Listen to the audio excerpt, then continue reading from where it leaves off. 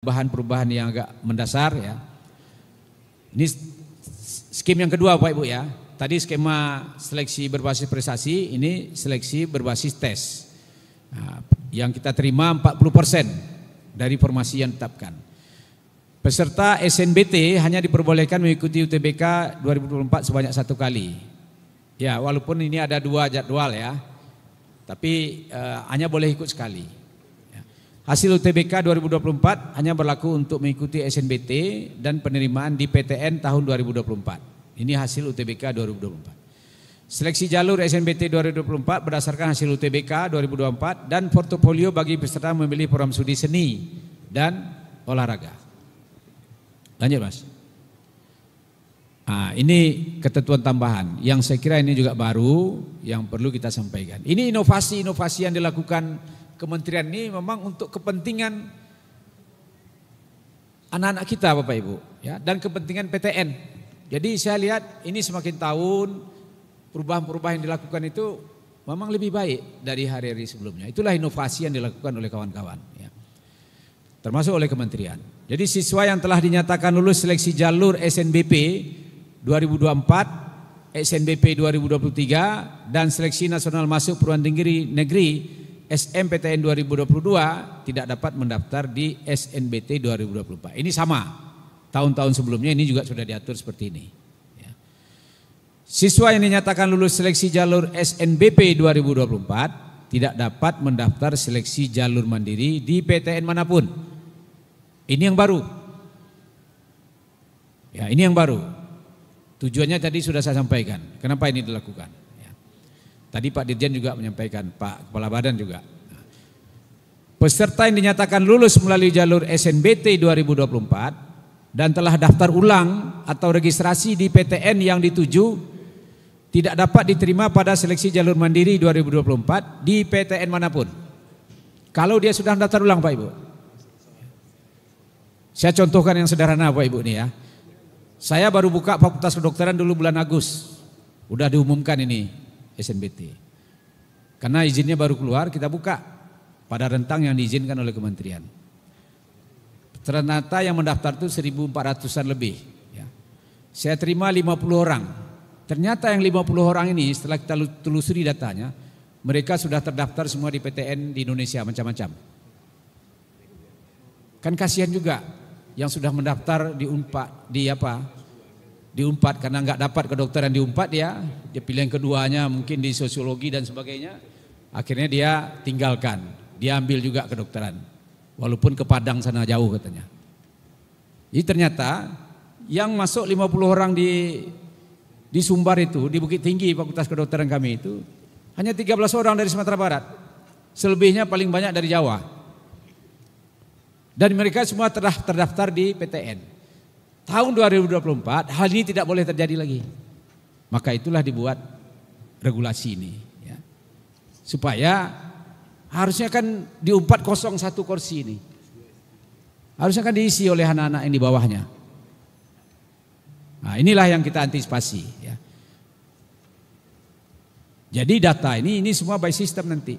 Ini sudah komitmen seluruh rektor PTN ya. Silakan lanjut Mas. Persyaratan peserta UTBK, saya kira ini juga ya kita batasi. Siswa SMA, MA, SMK kelas 12 atau kelas terakhir pada tahun 2024 atau peserta didik paket C tahun 2024 dengan unsur umur maksimal. Nah, ini paket C ini juga perlu kita batasi. Karena kalau tidak dibatasi umur ini, mereka bergaul sama-sama mahasiswa baru. Ada yang sudah jadi bapaknya juga ya, jadi seperti tidak teman sebayanya nggak sama, nggak sangkatan, jauh jomblang betul, maka umurnya maksimum 22 tahun. Ya. Lulusan SMA, MA, SMK sederajat tahun 2022 dan 2023 atau lulus paket C tahun 2022 dan 2023 dengan umur maksimal 22 tahun per 1 Juli 2024. Kemudian membayar biaya UTBK kecuali peserta KIP kuliah. Lanjut Mas. Pelaksanaan UTBK di pusat UTBK atau sub pusat UTBK ini sama. Ya, sama dengan tahun yang lalu. Materi tes sama ya. Karena hasil analisis kawan-kawan, inovasi yang dilakukan oleh kementerian terhadap materi tes ini, alhamdulillah ini sesuai dengan apa yang kita rencanakan. Maka itu tahun kedua ini tetap sama materi tesnya ya. Kemudian tes potensi skolastik ini ya, saya kira sama, lanjut aja Mas ya, karena materi tesnya sama, nggak berubah.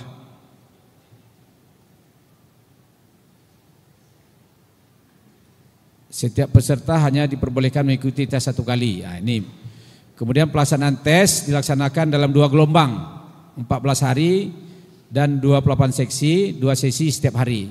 Ya, hasil tes setiap peserta akan diberikan hasil tes secara individu. Karena kita menggunakan komputer Bapak Ibu, ini memang mempertimbangkan juga ketersediaan komputer yang terkoneksi secara bersama ya, di pusat-pusat UTBK ya, dan sub-pusat UTBK. Lanjut. Ini materi tes sama ya, tes potensi skolastik, penalaran matematika dan literasi dalam bahasa Indonesia dan bahasa Inggris. Ya. Jadi tidak jauh berbeda. Artinya ini sangat berkeadilan. Materi tes ini tanpa bimbel pun anak-anak bisa ikut. Ya. Jadi memang diberi kesempatan. Inilah yang kita maksudkan berkeadilan. Lanjut. Pendaftaran UTBK SNMPT 2024. Nah, ini login portal SNMPTB untuk memilih menu pendaftaran UTBK, ya, kemudian melengkapi biodata, memilih pusat UTBK di mana tempat domisili atau yang paling mudah mereka jangkau, ya, di daerah itu. Kemudian memilih program studi dan mengunggah portofolio, dan tempat ujian itu tidak menentukan kelulusan. Ya. Jadi di mana saja itu sama. Ya. Yang penting mana yang lebih mudah kita akses untuk dapat mencapai tempat ujian itu, ambillah di sana. Itu yang kita sampaikan kepada masyarakat. Jangan nanti kalau dia mau pilih ITB, dia ingin tes di Bandung. Sama saja dia tes di Gorontalo, ya, dengan dia tes di Bandung sama saja, tidak ada bedanya. Kemudian mengunduh kartu peserta UTBK SNMPT. Lanjut, Mas. Peserta membayar biaya UTBK sebagai syarat pendaftaran SNMPT, ini 200.000. Ya, sama dengan tahun yang lalu. Nah, ini pun disubsidi oleh pemerintah. Ya. Kalau dengan biaya ini enggak cukup, Pak Ibu. Ya, dengan kondisi yang ada saat ini. Lanjut. Nah, ini pilihan. Ini juga baru. Ya. Pilihan program studi. Jadi kenapa ini kita lakukan?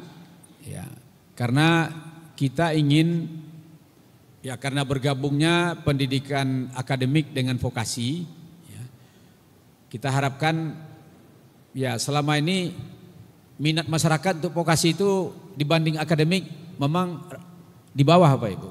Ya. Jadi sekarang kita berikan kesempatan anak-anak kita memilih 4 pilihan, ya, maksimum. Jadi kalau misalnya peserta itu memilih, boleh mereka memilih 1 pilihan program studi, boleh ya, bebas memilih di program apapun. Apakah dia mau memilih akademik, mau memilih vokasi, bebas. Kalau dia pilih 1, kalau dia pilih 2, sama juga, dia bebas memilih di program apapun. Mau memilih akademik saja 2 boleh, mau memilih vokasi saja 2 boleh. Apa yang dimaksud dengan vokasi? Program diploma 3 dan program sarjana terapan D4, itu yang vokasi. D3 dan sarjana terapan D4. Nah, yang baru sekarang ini ada 3 pilihan program studi, kita berikan kesempatan mereka. Tapi mereka wajib, kalau seandainya mereka memilih 2 program studi akademik, maka yang 1 wajib vokasi. Kalau seandainya dia memilih 2 program vokasi, yang 1 wajib akademik. Sebaliknya. Kemudian bagaimana kalau mereka memilih 4 program studi? Mereka wajib memilih 2 program studi akademik, 2 program studi vokasi, yang 1 program vokasi itu wajib mereka pilih program diploma 3. Nah, kalau tidak minat, jangan dipilih. Nah, jadi ini yang baru. Ya. Jadi urutan dalam pemilihan program studi ini menetapkan prioritas pilihan nanti. Nah, ini kita harapkan, oleh sebab itu kita berharap anak-anak kita ini betul-betul mereka mempertimbangkan terhadap pilihan yang akan mereka sasar. Ya. Lanjut, Mas.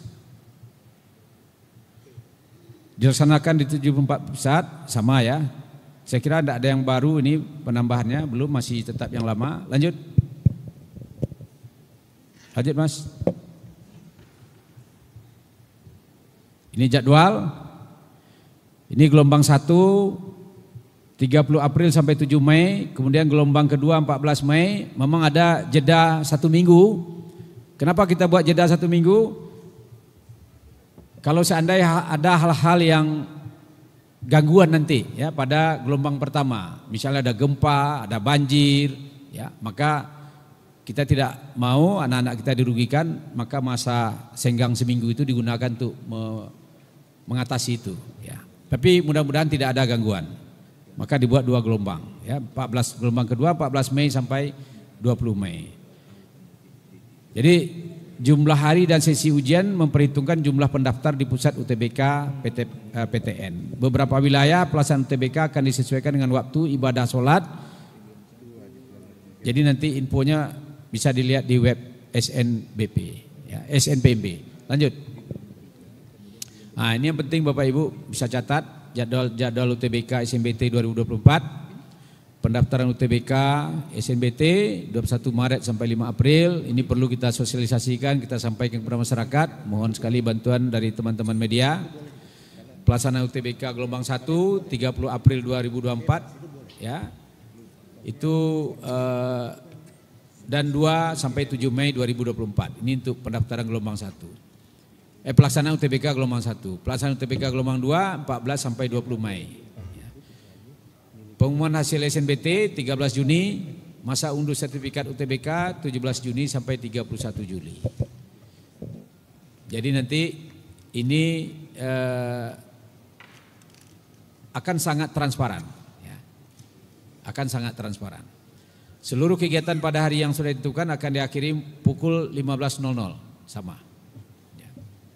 Nah, mudah-mudahan ini bisa sampai ke masyarakat dengan clear begitu ya. Lanjut, Mas. Pelamar beasiswa KIP kuliah. Nah, siswa mendaftar dari keluarga kurang mampu secara ekonomi dapat mengajukan bantuan biaya pendidikan skema Kartu Indonesia Pintar kuliah atau KIP kuliah. Pendaftar KIP kuliah di Kemendikbudristek hanya berlaku untuk pilihan prodi di PTN akademik dan PTN vokasi. Tidak berlaku untuk PTN perguruan tinggi keagamaan Islam negeri. Karena ini dananya dari Kemendikbud. Ya, jadi hanya berlaku untuk KIP kuliah hanya akademik dan vokasi. Tidak berlaku untuk perguruan tinggi keagamaan Islam negeri. Ya. Nah, informasi detail KIP kuliah bisa dilihat di puslapdik kemendikbud.go.id. Ya. Kalau untuk Kemenak, mereka tentu di Kemenak ya, KIP kuliah kemenak.go.id. Nah, jadi Kemenak masing-masing. Lanjut. Ini informasi lebih lanjut tentang SNPMB.